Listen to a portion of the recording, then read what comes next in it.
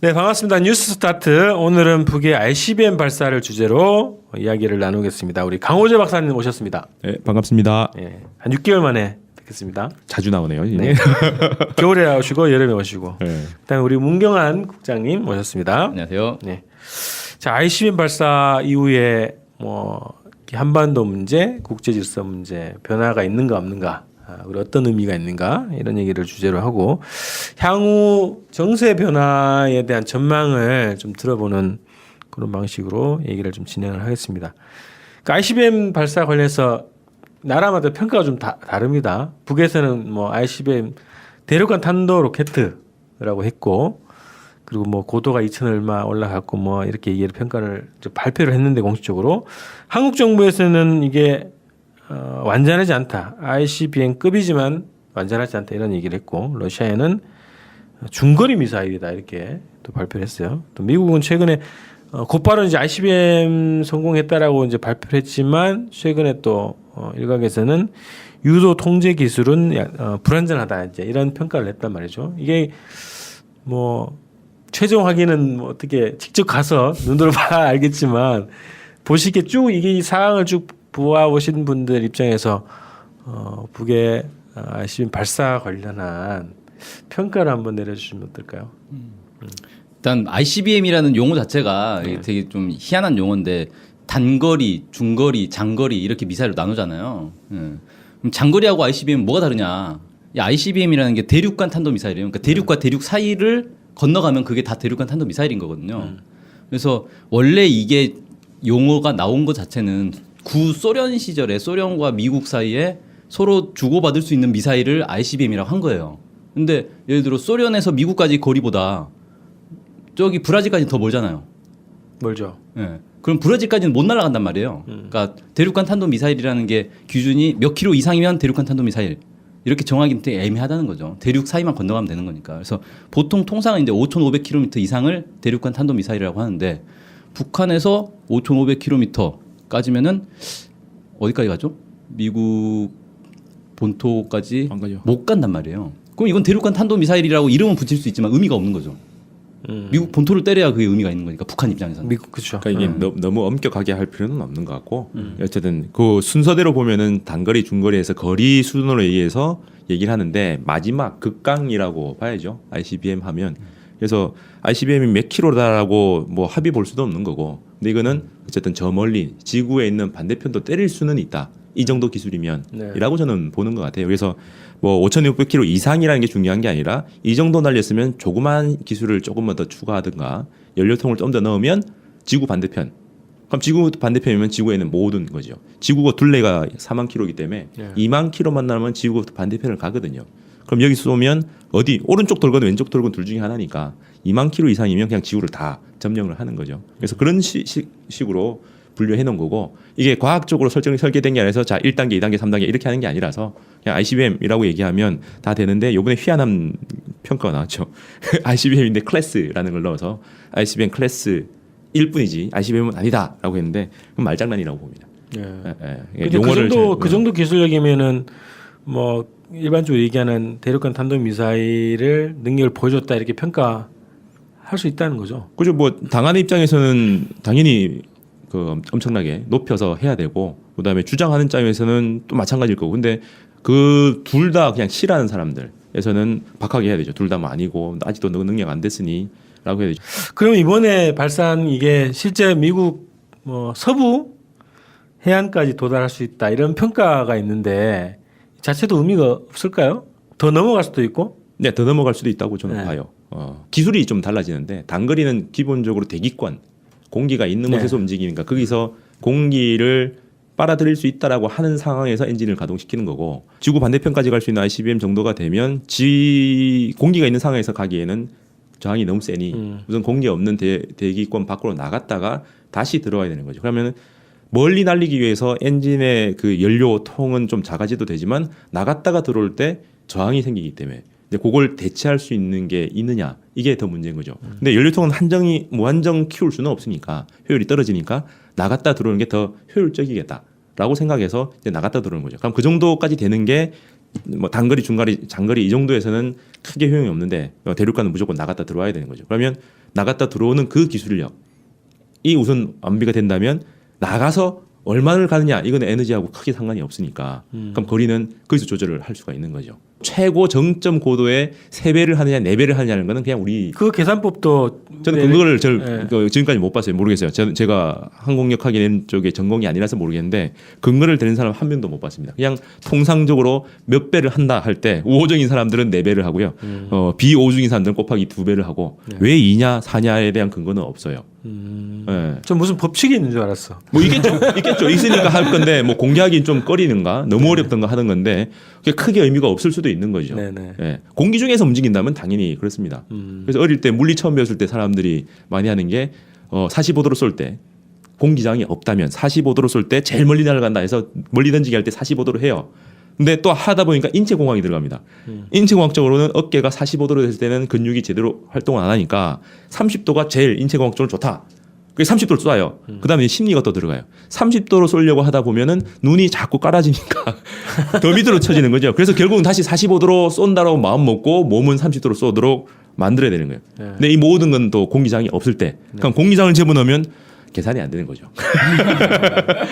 무의미한 거네. 아니, 의미는 있죠. 이런 논의를 하면서 우리가 지구에 산다는 거는 참 어려운 곳에 산다. 이 정도로 할 수 있고 점점 발전을 하는 거죠. 근력을 키워야 멀리 던진다. 뭐 이 정도는 자꾸 이제 되겠죠. 철학적으로 가는 것 같아. 얘기하다 보니까. 세밀하게 간다고요. 네. 아 그러면 이제 대기권을 밖을 벗어나서 이제 다시 재진입하는 기술이 있다 그러면 타격 거리 자체에는 큰 의미가 없을 수도 있겠네요. 제가 봤을 때는요. 그래서 그 거리는 말장난 같고요. 그리고 더 혹한 조건에서의 테스트를 한 거죠. 왜냐하면 대기권이 100km인데 그걸 왜 2100까지 갔다가 2800까지 올렸다가 할까요? 어차피 나가면 똑같은데 왜 같은 조건인데 대기권을 벗어난 건 똑같은데 100km 왜 이상은 다 똑같다는 거죠. 더 올라가느냐는 거죠. 그는 나갔다가 다시 들어올 때를 대비를 하는 거예요. 그래서 우주 왕복선 같은 경우는 최소한 사람이 타고 있기 때문에 그 대기권 진입할 때 충격을 최소화시키기 위해서 옆으로 들어옵니다. 그죠. 대각선 비슷하게. 예. 그래서 그거는 뭐 저 그래프 찾아보니까 각도에 비해서 온도 상승 그 그래프가 다 있어요. 예. 근데 조사를 해보니까 왕복선 사람이 타고 있는 경우는 20도에서 30도, 28도에서 38도인가 이 정도로 옆으로 들어와야 돼요. 근데 이건 뭐 상식성. 다이빙 할 때 그렇죠. 머리를 숙여서 45도로 들어야지 배치기 하면 아프죠. 같은 높이에서 뛰어도 배가 아픈데 만약에 1, 2층 높이에서 배치기를 해봐요. 찢어집니다. 그렇죠. 그래서 영화 속에서 나는 그 절벽에서 뛰어내려서 사는 주인공 안 나왔으면 좋겠어요. 오해를 불러 일으키는 그러니까 사람들이 그냥 물이라서 안전하고 잘 뛰는데 들어가는 순간 거예요, 그냥? 머리만 해봐요. 그럼 머리 뽀개져요.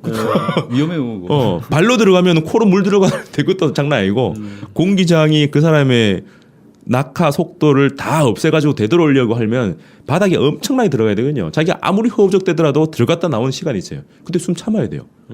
근데 지하로 수심으로 쫙 들어가면 폐가 쪼그라들기 때문에 참을 수가 없어. 그래서 살 수 있다는 건 난 말도 안 되는 소리인데 그걸 뭐 한강에서 뛰어내려 살고 뭐 난리가 나잖아요. 영화니까요, 뭐. 그러니까 그걸 사람들한테 환상을 주는데 그래서 이걸 여기다 대입을 하면 원래는 45도 뭐 30도 이렇게 나갔다 들어와야 되는데 사람이 안 타고 있으니까 더 할 수 있지만 고각 발사라는 거는 옆으로 보내지 않으려고 피해 안 주려고도 있는데 나갔다 들어오는 거에 가장 혹한 조건의 테스트라는 거예요. 그러면 직각으로 들어오게 해서 거의 수직에 조건을, 들어오죠. 수직으로 들어오면 머리가 완전히 정면이기 때문에 조금만 충격을 받아도 팍 틀려요. 한쪽으로 확 틀리는 거죠. 옆으로 들어가면 충격이 덜하니까 그래도 어차피 옆으로 들어오니까 한쪽으로 힘이 쏠려도 약간의 비행 궤도가 흐트러질 뿐인데 수직으로 딱 들어오면 옆으로 턱 쳐보세요. 천천히 달리는 애를 살짝 밀치면 걔가 더 자세를 위험할 잡는데 수 있겠네요, 그죠? 더 위험하죠. 그러니까 굉장히 혹한 조건에서의 대기권 진입 테스트를 한 거예요. 그 처음 한 게 2016년 8월 화성 10호였던 거예요. 그때 1,800km인가요? 1,600km. 하여튼 1,600km인가 뭐. 네네. 800 몇 km. 하여튼 조금 높았어요. 근데 요번에는 2,100, 2,800까지 간 거예요. 그래서 사실은 저것 때문에 저는 미국에서 유도 통제 기술이 뭐 불안전하다라고 얘기하는 게 되게 웃긴 게 뭐냐면 수직으로 거의 고각 이제 최대 고각 발사를 했단 말이에요. 이게 통제하기가 더 어려운 거거든요. 근데 이거를 그렇죠. 안전하게 어쨌든 통과를 시켰다는 건데 이게 자칫해가지고 들어올 때 말씀하신 것처럼 약간의 이제 예상치 못한 변동이 생겨가지고 자국 영토로 다시 떨어져 볼 수도 있는 거거든요. 이거는 튕겨 나가서 약간 각도가 틀려. 완전 엉뚱한 데로 뭐 예를 들어 일본으로 그냥 갑자기 떨어져 버려가지고 이게 전쟁으로 이어져 버릴 수도 있는 거고 근데 이거를 잘 통제해서 들어왔는데 이걸 가지고 유도 통제 기술은 불안정하다. 미국은 이런 식으로 그거는 평가하는 저는 게. 좀 다르게 생각하는데 들어올 때 속력이 마 20, 30이 돼요. 그럼 이 상황에서 옆에 톡 쳤다고 해서 얘가 엄청나게 해서 자국으로 떨어지지 않죠. 이미 동해안 예. 일본하고 영해 사이기 때문에 들어오다가 약간 오류되더라도 뭐 1, 200km 벗어난 정도 이 정도더라도 괜찮을 정도로 쏘았을 것 같고요. 근데 그 얘기 속에서는 이미 어떤 기술까지 인정했냐면 2017년 5월에 나온 12형에서 채널 A 영상을 제가 봤어요. 들어갔다가 나오는 게 이미 텔레비 나와 있고 계속 무선 통신을 한다. 그러면은 굉장히 약전 아주 민감한 회로인 전기 통신을 할 수 있는 그 회로가 작동을 하고 있다는 거고 그러면은 보통 우리 가전제품 보면 60도 미만에서 작동합니다 나오거든요. 고온으로 올라가면 안 된다. 이렇게 나오니까 그 안에 작동하는 게 대기권 진입 이후에 작동하는 게 12형에서 나왔거든요. 그럼 요번에도 돼요. 그래서 그러니까 재진입을 음. 그 아주 고온을 통과한 재진입 과정에서도 통신 장비가 계속 작동하고 있다는 거죠. 온이 됐다는 거죠. 그러니까 얘들이 정기적으로 송신이 돼서 컨트롤 될 수 있는 정도까지 됐다는 게 5월 달에 이미 나온 12형에서 나왔고 정밀하게 안 된다는 얘기는 안 된다는 딱지를 붙이기 위한 고육지책인 거죠. 이미 들어왔고 얘들은 통제가 돼요. 그럼 통제가 되는데 정확하지 않은 거죠. 이미 성적은 넘어갔는데 예측한 대로 이게 정확하게 90점 통과면은 그 1급 운전면허증 통과인데 93점인지 94점인지 이런 정도를 자기 원하는 대로 못한 거지 합격은 할 수 있는 정도가 같다라는 건데 누가 썼더라고요 또 전략적인 이 정도 크기의 무기는 뭐 원점 타격하기 위한 벙커 버스터 이 정도 수준이 아니라 그냥 한 지역을 초토화시키는 거거든요. 그렇죠. 그래서 그냥 뭐- 원하는 대로 가서 그냥 터트리면 돼요. 작동이 안 되는 게 문제지 작동돼서 가서 폭탄만 터트리면 되죠. 그다음에 이미 갈 때 그 지역까지 갔다 가면 대기근 들어오면은 갈 수 있는 범위가 정해져 있습니다. 근데 그 안에서 한 건물 뭐 창문 하나를 깨겠다.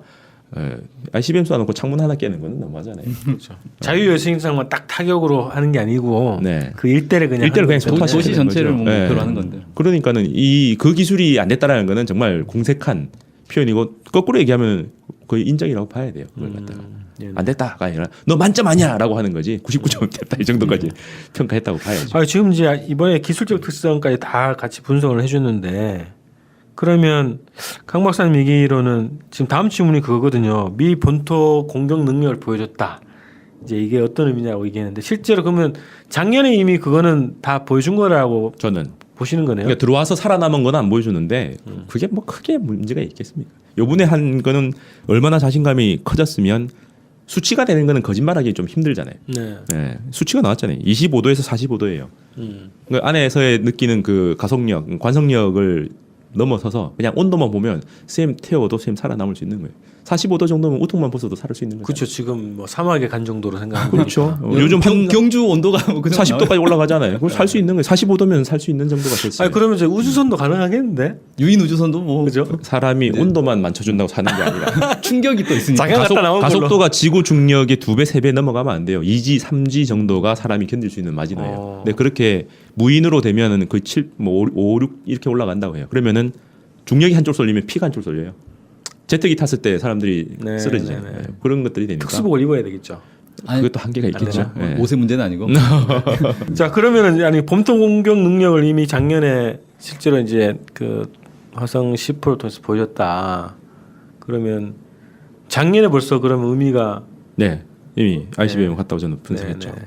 아, 저는 뭐 약간 좀 이제 생각이 다른 게 네. 어쨌든 작년에 보여줬던 거는 뭐 전문가들이 계산한 것도 그렇고 대체로는 이제 미국 본토까지 가는 건 아니었고 작년에 발사했던 건 뭐 하와이나 뭐 알래스카 정도. 괌 알래스카도 정도. 뭐 본토라고 하는 건데 어쨌든 그 정도까지를 사정거리를 하는 것으로 대략 추정하고 있었고 미국에서도 ICBM이라는 표현을 쓴 건 이번이 처음이었던 거거든요. 그러니까 대륙간 탄도 미사일이라는 표현을 쓴 건 이번이 처음이었고 북은 작년에 계속한 거는 작년 3월에 지상에서의 실험을 했잖아요. 대기권 나갔다 들어온 거 없지 않냐라고 하니까 지상에다 갖다 놓고 토치 갖다 놓고 불꽃 쫙 해놓고 정상 해놓고 자대고 이렇게 뚜껑 딱 세워서 정상 뭐 모양도 안 변해를 이미 했던 거죠. 네, 네. 근데 중요한 건 그때하고 지금의 그 첨두 모양이 바뀌었어요. 그러면 이제 갖춰졌다 말도 안 되는 소리입니다. 이미 갖춰진 건데 다양한 버전을 하다가 요번에 퍼포먼스를 한 거예요. 그런데 퍼포먼스를 이제 하는 거지. 작년에는 그거를 공식적으로 ICBM이라고 명명을 하지 않았는데 이번에는 했죠. 양측이 다 했단 말이죠. 그래서 그게 무슨 인정할 수밖에 없는 상황 때문에 그러니까 그런 것인가? 협상의 시간이 흐르면은 밖으로 내보내서 드러내서 협상을 해야 되는 거죠. 그 전에 몇 개 안 보였을 때 카드만 가지고 협상이 되면 넘어갈 건데 북도 보여줄 수 있는 카드는 한정이 돼 있으니까 조금씩 보이고 싶겠죠. 그래서 협상을 하려고 하는 마음도 있을 거니까. 근데 무조건 지금 양한 것처럼 협상을 하겠다는 마음 가지고 미사일 개발한다? 그건 바보짓이죠. 항상 트랙을 여러 트랙을 만들어 놓고 플랜도 여러 플랜을 만들어 놓을 건데 그 중에 하나가 협상이고 다른 거는 협상 안 되면 내 혼자 달린다. 저는 내 혼자 달린다가 2009년에 선택된 첨단 돌파 전략이라고 봐요. 어쨌든 이게 세계적으로는 뭐 북에서도 선전을 하지만 뭐 세계 어느 곳을 다 타격할 수 있다라고 오래 전부터 얘기했지만 이게 이제 성공하고 나서 또 그런 입장을 얘기했단 말이에요. 그럼 미국에서도 곧바로 이제 ICBM이라고 그게 가지고 있는 정치 군사적 의미가 있을 텐데 그 인정을 했어요. 그래서 이게 그 능력을 실제로 양측은 서로 알고 있더라도 전 세계적으로 이제 더 인식이 더 높아지게 되는 거지. 그런 작용이 있지 않았을까요? 그러니까 아무래도 이거는 그러니까 북한이 최초에 1997년이었죠? 인공위성 처음 발사했어요. 98년. 98년. 네. 1998년에 처음 인공위성 발사했을 때 이미 기술적으로는 저거는 대륙간 탄도미사일로 전환될 수 있는 거다. 미국 본토를 때릴 수 있는 거다라는 분석이 그때부터 나오기 시작했단 말이에요. 그래서 제재를 했죠. 인공위성은 합법적인 건데 전세적으로 언젠돼 발사체라는 이름을 붙여가지고 제재를 해버리고 막. 미사일을 했죠 그때 이미 미술이라고 했죠. 근데 그거를 이제 실제로 보여주는 안 보여주는 또 다른 문제였던 거고 이번에 이제 보여주는 게 어떤 효과냐면 미국 국민들을 이제 미국 대통령을 안심시켜야 되는 의무가 생겨버린 거예요. 그 동안에는 북한에 ICBM 없다, 본토를 못 때린다라고 계속 속일 수가 있었는데 그런 일은 안 일어날 거라고 네, 지금 레드라인을 딱 얘기했었지. 걸었죠 트럼프가. 근데 이번에 ICBM 쏘고 나니까 레드라인 긋지 않겠다라고 이제 말을 바꿔야 되는 상황이 된 거고 어쨌든 미국 국민들한테는 북한 ICBM 못 쏜다. 우리가 다 막을 수 있다. 이 얘기를 계속 해왔는데 그동안에 앞으로 이제 어떻게 국민들을 안심시킬 거냐 이게 이제 미국 정부에 주어진 과제가 돼버렸죠. 요번에 미사일에서 두 가지 볼 게 더 있어요. 공개돼 있는 건 우리는 뭐 영상밖에 없잖아요. 영상을 공개했으니까 발사대를 봐야 돼요. 그 얘기 하셔도 돼요. 발사대가 좀 12형 허술하다? 5월 달부터 허술하게 돼 있어요. 그러니까 왠지 맨바닥에 놓고 쏘는 느낌. 보통 그 선발에 옆에 놓고 쏘는 것 같아. 저는 촛대라고 생각해서 촛대 위에다 그냥 딱 꽂은 거하고 비슷한 모습인데 그 동영상 나와서 이제 자세히 보면 되게 웃겨요. 그러니까 차에 있다가 점점 수직으로 딱 세우는데 그냥 그 얹혀 있는 그 대에서 쭉 올라오는데 갖다 놓고 잡고 있다고 다 세운 게 아니고요. 가다가 얘가 덜컹하면서 서요. 대에서 마지막에는 딱 붙어 있어서 나온 게 아니라 그냥 딱 혼자 집어서 세우는 게 떴어요. 아니라, 그래서 마지막에 정말 이렇게 딱 세워놓고 이렇게 덜렁 이런 건데 예. 또 그 밑에 있는 대를 보니까 하나로 돼 있는 게 아니라 바닥에 붙어 있는 건 원래 장치가 돼 있었고 예, 맞아요. 그다음에 얘 차가 와서 거기에 맞춰서 이제 쭉 세워요. 그러면 미사일 밑에 붙어 있는 건 같이 이제 붙어지죠. 근데 그 장면 딱 제가 캡처를 해서 딱 보니까 붕 떠 있어요. 밑에 고정된 바닥하고 하고 위에 하고 붕 떠 있고 그냥 그 철봉 같은 게 몇 개가 되어 있는 정도라서 중간이 허당이에요. 그럼 그 무거운 걸 갖다가 이렇게 바닥에서 딱 붙여놓은 것 아니라 허당으로 왜 만들었을까? 그럼 붙이는 중인가? 이게 또 약간 되죠. 그래서 허당을 만들어 놓은 거는 얘들이 중심을 잡으려는 뭔가 장치가 들어가 있나? 왜냐하면 중심을 잡아야 될 게 중력에 무조건 수직을 딱 서야 얘들이 흐트러지지 않고 날아가거든요. 발사 자체가 원래 중심이- 45도 쏘는 게 처음부터 45도 쏘는 게 아니에요. 수직으로 쏴서 그다음 올라가면서 이렇게 그렇죠. 휘어지거든요. 근데 처음에 어쨌든 중심을 딱 잡아야 되니까 중력의 수직 방향으로 딱 이렇게 서야 되는데 이게 잘 안 되는 거죠. 그럼 제일 처음에 서 있을 땐 또 보통은 설 수 있죠. 밑에 잘 맞추면 수평 맞추면 수증기 갖다 놓고 이렇게 하면 되는데 발사할 때 엔진들이 시작부터 이게 되지는 않을 거 아니에요. 펑 하면은 어떤 게 먼저 생기고 나중에 생기고 하면 이게 또 기울어지거든요. 그때 잡아야 돼요. 제가 알기로는 잡을 수 있는 기술은 자이로스코프, 팽이 정도를 쓴다고 제가 알고 있어요. 비행기도 쓰고. 요게 요 발사체 그 팽이 같은 게 들어가 있다는 얘기가 누가 해요. 그래서 잘 봤는데 처음에는 공간이 없는 줄 알았는데 그런 게 있을 수 있어요. 그러면은 원래 이게 잡아서 하거든요. 팍 해서 엔진이 꽉 가동될 때 불균형하게 나가면은 분명히 한쪽을 치우치니까 전체 균질하게 통제된 정도로 해서 딱 수직으로 올라갈 수 있는 힘이 나올 때까지 옆에서 잡아줍니다. 잡아주고 네. 놔주는 나로호 할 때도 그 옆에 있고 저 북한의 광명성 쏠 때도 옆에 더 큰 크레인을 갖다 네, 놓고 네. 잡죠. 그래서 그렇죠. 푹 하고 나서 힘이 어느 정도 가면 이제 탕 떨어지면서 샥 올라가거든요. 나로 제가 조사해 보니까는 거기서도 나와요. 밑에 앵커 같은 걸 해서 밑에 잡아요. 잡아놓고 스프링이 있어서 힘이 어느 정도 쭉 될 때 이제 스프링 땅 떨어지면서 날아가도록 하는 뭐 장치를 개발하고 있는 게 누군가 만들어 놓은 PPT에 있더라고요. 그래서 이런 건데 얘들은 옆에 없어요. 광명성 12형 전만 하더라도 탱크가 와서 옆에 세웠어요. 그러니까 탱크 같이 큰 물체가 잡아서 얘들이 처음에 흔들린 걸 조정하고 그 다음에 비행기가 안정적으로 나갈 수 있다 싶으면 딱 나와서 날아가는 건데 요거에는 바닥만 있어요. 그것도 바닥도 균형이 안 잡혀 있는 것 같던데. 균형. 균형은 잡았죠. 이게 높은 게 서 있는데 반드시 서 있잖아요. 그냥 보통 모르겠어. 시멘트 하는 사람 미장공 다 해요. 그냥 수증기 하면은 다 맞추는데 문제는 그게 약간 기울어지더라도 얘 할 수 있게 밑에 3단, 4단으로 구성된 거죠. 그래서 이렇게 기울이게 해놓은 건데 여튼 그래가 출발해요. 예. 출발 때 딱 보면 확 올라갔는데 흔들리면서 올라가죠. 그렇죠. 이미 북극성 2형에서 팡 쏠 때 가스만 가지고도 4층 높이를 올라가고 그 다음에 발사할 때 흔들림없이 날아가요. 로켓 안에 자세 제어 장치가 있는 것 같아요. 불꽃 하기 전에 그럼 자료스코프 안에서 뭐 팽 돌게 있겠죠. 그게 하나. 두 번째는 ICBM 동급에 해당하는 발사체는 광명성 4호하고 비교를 해야 돼요. 광명성 4호? 인공위성 올린 거. 2012년. 2016년 아, 작년에 2016년. 쏜 거. 4호, 2호에 쏜 거. 3호 2호기인가 그게? 하고 아니. 또 쐈잖아. 또 샀나? 그거 언제적 2013년 얘기고 벌써 그건. 옛날 얘기인가? 16년 작년에 1월에 핵 쏘고 그다음에 미사일 또 쐈어요. 그러니까 인공위성 또 쐈는데 그때 4호 올라가는 거하고 요번 걸 비교해 보면 불꽃의 크기가 달라요. 그러니까 똑같은 크기로 그러니까 뭐 약간 보정은 있겠지만 그 본체 크기를 비슷하게 만들면 걔는 불꽃이 훨씬 더 환하고 밑동치가 크게 나가고요. 얘는 거의 있는 듯 맞는 투명하고 불꽃이에요. 그러던데. 되게 투명하고 네. 불꽃도 가느다라요. 네네.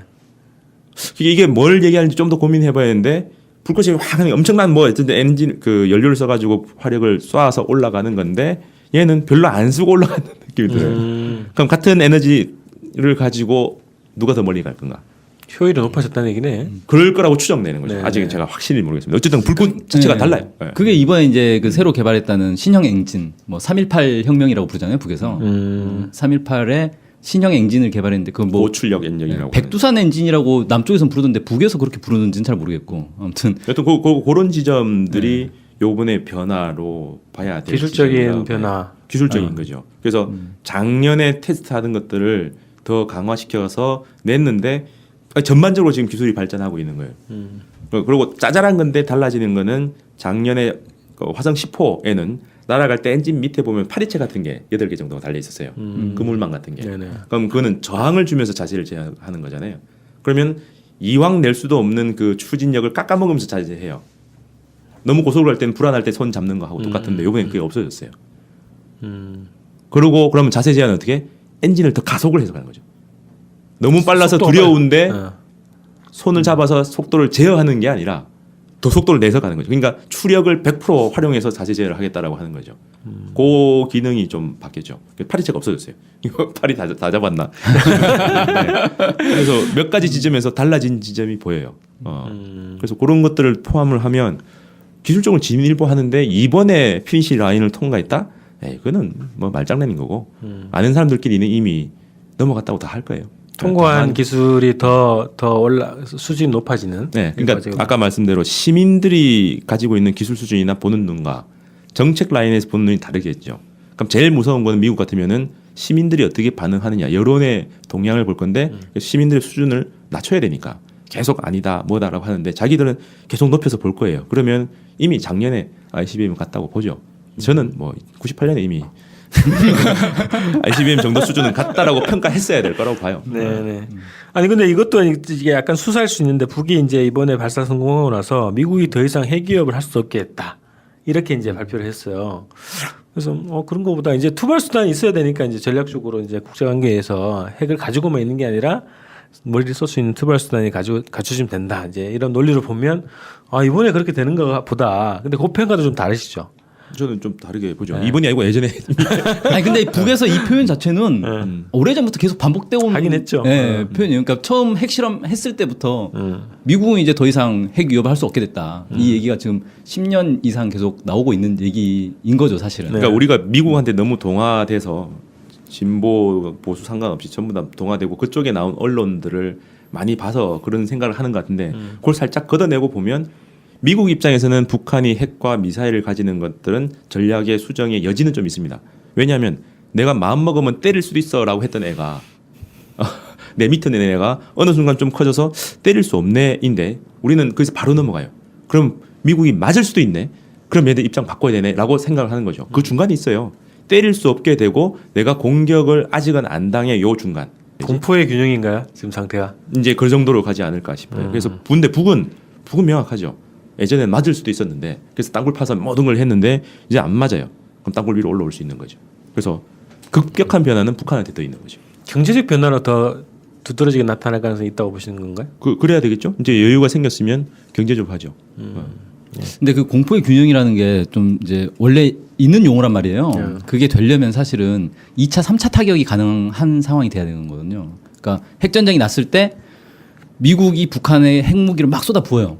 그럼 북이 맞대응으로 또 미국을 향해서 핵무기를 쏟아 반격할 수 있는 네. 이게 반격이 되고 거기에 미국이 다시 한번 또 공격을 한단 말이에요. 2차 공격을 하는 거죠. 거기에 2차 반격을 할 수 있는 수준이 돼야 사실은 균형이 가능하다. 공포의 균형이라고 얘기하는 거지. 단순히 반격만 하는 거 가지고는 공포의 균형이라고 얘기를 할 수는 없는 거거든요. 그래서 중국의 전략이 그건 거잖아요. 2차 반격까지 하겠다. 그래서 중국이 핵무기를 500개 정도 수준에서 계속 유지하고 있어요. 더 안 늘려요. 왜냐하면 이 정도만 되면 미국 전역을 이 2번 정도는 한번 핵으로 쫙 뭡니까 융단 폭격할 수 있다 이렇게 보는 거죠. 그러니까 더 늘릴 필요는 없는 거고 그런 이제 상황인 거고 소련하고 미국은 이제 사실은 완전 무식한 경쟁을 한 거잖아요. 막 10,000개, 막 20,000개 이렇게 만들어 버렸으니까 무식한 경쟁했던 건데 저는 그래서 이제 북이 지금 외부에서 평가하기엔 핵무기 한 10개 정도, 20개 뭐 이렇게 평가한단 말이에요. 실제로 몇 개 있는지는 알 수는 없는데. 근데 이 정도 가지고는 북에서도 사실 안심하기는 어렵죠. 10개 있는데 10개 미국에서 하는데 미국이란 나라가 땅덩어리가 높다 보니까 핵미사일 몇 개 맞더라도 전쟁을 할 수 있다라는 생각을 하고 있을 거란 말이에요. 옛날에 그 이제 냉전 시기에 미국의 그 핵 교리들을 보면은 소련하고 핵 전쟁하는 거 가상으로 보면은 애들 진짜 무식한 게 자기들 자국 국민들 얼마나 죽느냐는 관심이 없어요. 군인들 입장에서는 군인들이 살아남냐 지하 벙커 몇 개를 만들어서 몇 명이 살아남느냐로 승패가 갈리는 거예요. 다 죽든 말든. 그런 애들이기 때문에 북한에서 핵미사일을 쐈는데 한 몇 발 정도는 자기들도 맞아도 이길 수 있다라고 생각하겠죠. 근데 예를 들어 이제 100발이 날아온다. 이건 이제 달라지는 거죠. 근데 그러니까 북한의 전략이 중국처럼 싸워서 미국한테 이기겠다. 그러니까 아까 말대로 미국 입장에서 북한이 내가 언제든 마음을 먹으면 마음 먹기 힘들어서 그렇지 때릴 수 있는 국가라고 했던 거에서 때릴 수 없는 국가로 바뀌었는데 그럼 북한 입장에서는 맞을 수도 있기 때문에 그걸 염두에 두고 항상 지하로 숨어드는 상황에서 빛을 보자. 적어도 맞지는 않겠다 정도 하면 지금 충분하죠. 근데 여기서 20발에서 500발은 방금 얘기한 대로 만약에 그게 맞다면 너무 간격이 크잖아요. 돈이. 그렇죠. 돈이 더 크기 때문에 자기들이 이제 안 되겠으니까 우리는 유사시에는 미국을 이길 수 있게 가자라고 하려면 땅덩이가 커야 되는데 땅덩이 약하기 때문에 우선 전쟁이 나면 무조건 자기들은 죽을 수도 있다는 각오를 하고 하지만 쟤들을 그냥 안 죽게 상처 입히자. 이 전략으로 하면 쟤들이 우리 못 때린다까지는 이제 왔을 거예요. 그러니까는 20개 정도에서 멈출 수는 있다고 봐요. 근데 멈추는 게 뭐 외부에서 감시 들어와가지고 통제하는 이게 아니라 그냥 요 정도로 해놓고 핵 완비, 우산이 세워져서 또 다른 의미지만 뭐 이스라엘 개발한 아이언돔처럼 또 다른 뉴클리어 밤 돔을 하나 만들었다. 그럼 우리는 이 속에서는 이제 해방구다 해서 땅 위로 올라오겠죠. 그러니까 그 중에 하나가 저는 석유라고 봐요. 석유 개발이라는 게 그걸 의미하는 거다. 석유 개발이 이제 할 수 있는 환경이라는 게 거기서 오는 거죠. 실제 당대에서 미래 비전 중에서 제일 획기적으로 바뀐 걸 꼽으라고 하면 저는 석유 원유를 개발. 적극적으로 개발한다. 그리고 뭐 시추전도 들어갔고 그다음에 계속 하고 있죠. 그리고 지금 석유를 제재 수단으로 삼으려고 많이 하는 거 보면 거꾸로 북한의 석유에 대한 흐름도 많이 돼 있을 거라고 봐야죠. 그래서 거기에서 맞물리지 않을까. 그럼 이게 몇 년도가? 당대에 몇 년 주기를 얘기하지 않지만 보통 5년을 봤거든요. 그럼 이제 4년 남았어요. 문 대통령하고 임기가 거의 똑같이 가죠. 4, 5년 내에 뭔가 급격한 변화라는 거는 석유가 있지 않을까. 예. 예. 그 어쨌든 이게 북 입장에서도 그 평화적 경제 개발을 위한 평화적 환경이 마련됐다고 판단을 하고 또 그런 바탕에서 이제 7차 당대회 그런 전략이 나온 것이다. 이렇게 또 볼 수 있겠네요. 평화는 아니고요. 그냥 우리 땅에는 전쟁을 안 겪는다. 하지만 쟤는 때릴 준비는 해야 된다. 그러니까 군은 계속 가는 거긴 맞죠. 네, 네. 자, 그다음에 이제 한미일이 또 ICBM 발사 관련해서 이제 유엔 제재 추진하고 있단 말이죠. 근데 이게 쉽지는 않은 것 같은데. 무산되지 않았나요? 저번에 한번 또 계속 하고 있나? 저번에 그러니까 러시아가 저번에 무산된 거는 이제 공동 성명, 성명이 규탄 아, 성명이 이제 무산됐고 제재는 추진하는데 이것도 사실 뭐 중국, 러시아가 워낙 반대를 하고 그 있어요. 예전하고 좀 다르게 이게 지금 저항이 좀 있는데. 근데 저번에 나온 제재가 탄도미사일 시험을 하면은 자동으로 뭔가 더 하기로 돼 있는 거 아니에요? 아 그래서 합의 안 봐도 되는 거 그때 아니에요? 이후에 추가 제재가 통과가 된 거고 이번에 또 이제 된 거고 그래서 그러니까 고탄력으로 그냥 계속 갈 것 같은 느낌. 네. 그러니까 사실은 아마 이 유엔 안보리 20개 국가들도 답답할 거예요. 뭐 모여서 쏠 때마다 아무튼 소집을 해야 되잖아요. 이것도 상당히 귀찮은 일인데. 자주 쏜다 그랬는데 또. 앞으로 뭐 크고 작은 선물을 계속 보낸다 그러는데 이거 쏠 때마다 어쨌든 소집은 해야 돼. 왜냐면 유엔 결의안에 탄도 미사일을 안 된다라고 박아놨어요. 안 된다라고 박아놨는데 쏴. 소집해야죠. 어떡해요. 모른 척은 넘어가자. 이거 안 되는 거잖아요. 규탄. 뭐 이 정도 외에는 모여서 뭐라도 해야 되는 거예요. 그때 못했잖아. 그냥 모이가지고 네. 얘기하다가 끝난 거죠. 근데 이게 점점 뭐랄까 이제 실효성에 대한 회의가 더 많아지고 대화에 대한 요구성이 더 높아지는 과정으로 그렇죠. 가는 것 같은데. 네. 가겠죠. 이제 누군가가 멈춰야 될 건데 뭐 그게 누가 먼저냐. 러시아가 좀 러시아가 주동을 존재를 할 것 같죠. 지금 분위기 해보려고 보면. 하는 분위기 같아요. 중국은 많이 돌아선 것 같고. 네. 그 미국의 대북 정책에 대한 전망을 좀 해야 되겠는데 뭐 이게 전망이 좀 다양할 것 같아요. 지금 뭐 어쨌든 미국 중심으로 세계를 보는 분들 중에서는 미국이 초강력 제재를 동원해가지고 중국을 더 압박하고 그리고 북의 경제 제재를 더 강화할 것이다. 그래서 결국 이걸 못 견뎌서 대화로 나올 것이다라는 아주 오래된 논리를 지금 문재인 정부도 하고 있는데 그렇게 보시는 분도 있고 이제 뭐 평화협정이 실제 가시권에 들어오지 않는가 이렇게 전망하시는 분도 있고 또 다양한 좀 이제 전망을 하시는데 전망에 대해서 한번 얘기 좀 들어봤으면 좋겠어요. 미국하고 북한하고 서로 목표가 다른 거잖아요. 목표가 다른 거고 미국은 당연히 대북 정책을 짤 때 북한이 어떻게 행동할 것인가를 예측을 하면서 짤 거라고요. 우리가 전략적 인내로 계속하면 북이 어떻게 행동할까.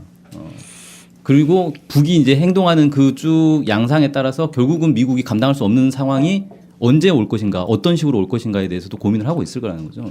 북도 당연히 미국이 우리가 어떻게 했을 때 미국이 결국은 움직일 수밖에 없을 것인가. 그게 이제 말씀하신 것처럼 대서양으로 미사일을 쐈을 때 결국 움직일 것이다. 아니면 그냥 ICBM을 보여주기만 해도 움직일 것이다. 혹은 ICBM을 한 5가지 종류는 보여주면 움직일 것이다. 뭐 이거는 북도 나름대로 이제 스텝이 다 있을 거고 하나씩 하고 있는 거라고 봐요 저는. 결국은 미국이 움직일 때까지 할 거다 저는.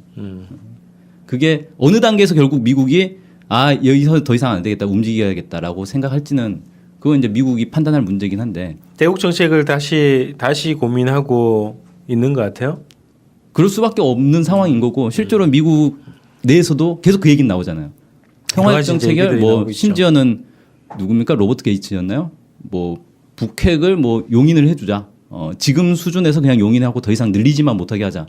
뭐 이런 이제 얘기까지 나올 정도. 나는 그것도 동의하지 않는 게 그 얘기는 옛날부터 나왔고 희망 고문 비슷하게 여론전이라고 봐요.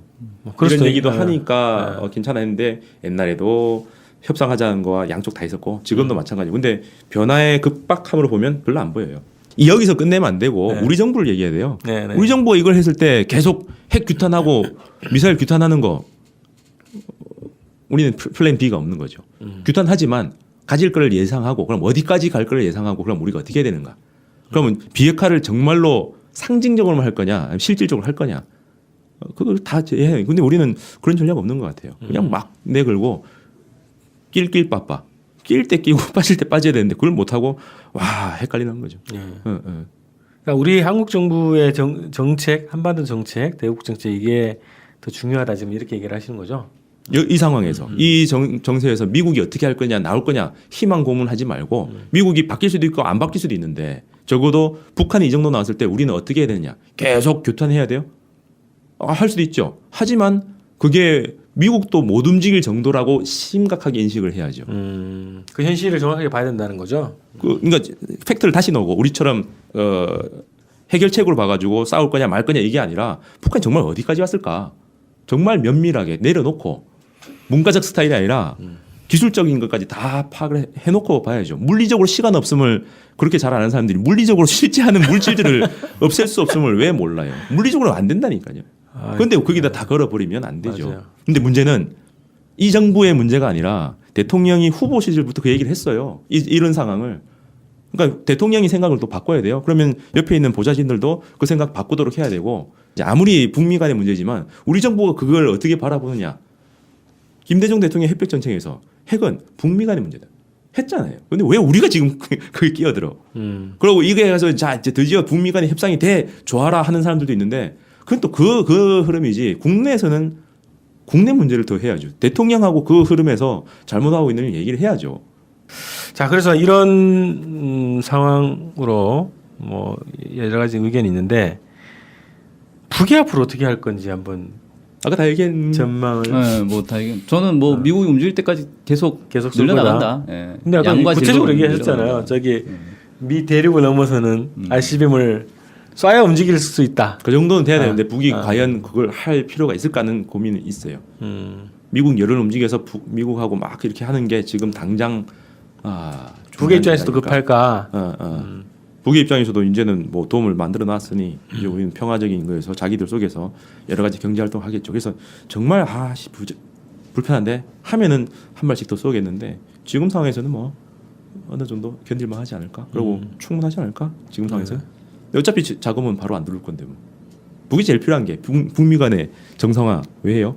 친한 친구 하나 만들려고 돈이에요. 국제 금융을 땡기려고 하는 거죠.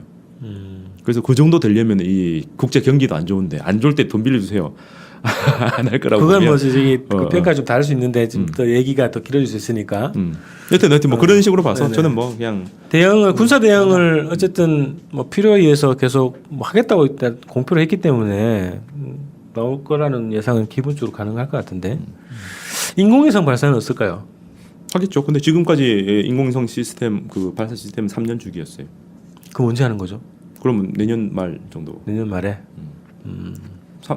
나누기 3의 배수로 갔죠. 네. 6, 9, 그러니까 이제 12. 인공위성 발사는 예전하고는 다르게 지금은 그냥 군사적 이 실력으로 보여주려면 미사일을 쏘면 되는 거기 때문에 굳이 인공위성으로 간접적으로 보여줄 필요는 없는 거고 인공위성은 경제적으로 도움 되니까. 네, 그거는 인공위성 말대로 군사 분야에서 이제 완전히 네. 경제 분야로 갔다. 그렇죠. 경제 과학 영역에서 우리가 필요하면 쏘는 거고 이게 뭐 돈이 된다 혹은 과학 기술적으로 필요한 부분이다. 그러면 쏘는 거고 그게 아니면 군사적인 목적으로 외교적 목적으로 쏘지는 않을 것 같아요. 네. 어쨌든 뭐 비슷한 건 이런 거네요. 뭐 북의 대응은 앞으로 계속될 것이다. 군사 대응은 그거는 뭐 미국이 나올 때까지 회담에 나올 때까지 회담 필요 없다 그랬는데. 지금 당장은. 예. 근데 불편한 건 있죠. 남쪽이 어쨌든, 계속 예. 이상한 짓 하고 있으면 또 해야. 관계가 새롭게 전환될 때까지 군사행동, 군사행보를 계속할 것이다. 뭐 이것은 뭐 기본적으로 다 충분히 예상되는 것 같네요. 자, 우리가 이제 드디어 약속을 지켰습니다. 지난 1월달. 꼭 얘기해 작년 주세요. 1월달인가요? 네, 꼭 작년 얘기해 1월? 저는 약속 지켰고. 안 지킨 분이 한 분 있습니다. 네, 같이 나왔던 김지현 선생님은 아직 안 나오셨죠. 다음에 불러서 하세요. 1월에 우리가 전국 전망하면서 ICBM 발사하면 다시 모인다고 했는데 한 분이 빠지셔가지고 아쉽긴 한데 어쨌든 자, 북 ICBM 발사 전국에서 뭐 기술적인, 군사적인 그리고 정치적인 문제까지 다 분석하고 평가하고 전망까지 좀 해봤습니다. 자, 다음에 언제 또 모일까요? 뭐 하면 이제는 모일까요? 뭐 석유 나오면 보죠. 석유, 석유 정도로. 자, 4년 후에 봅시다. 석유 개발하면 다시 모이도록 하겠습니다. 네, 마치겠습니다. 네, 수고하셨습니다.